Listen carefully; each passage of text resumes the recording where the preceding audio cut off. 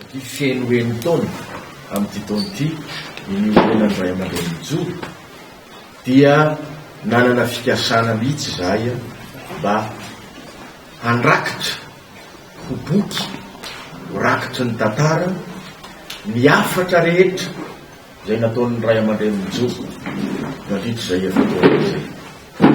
Ao ihany koa ny antsoiko hoe zay everinay fa tokony voarakitry ny tantara amin'ny izany hoe ray aman-dreny mijoro zany, ny toetsaina nety teo anivon'ny fiarahamonina, tao anatin'ny olana zay nalovantsika rehetra krizy no nijoroana ary dia ao zany.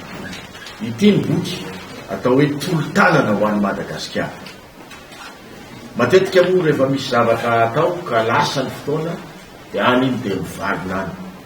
Fa matoa zay miantso anareo havanay mpanao gazety prakitra tantara dia mba tianay tsy ho very zany bainga voavadika no ray aman-dreny mijoro izany, fa tolo-tanana ho an'ny Madagasikara ilay zavatra kely kanefa tsy mahamenatra anay zay mba nataonay ray aman-dreny mijoro.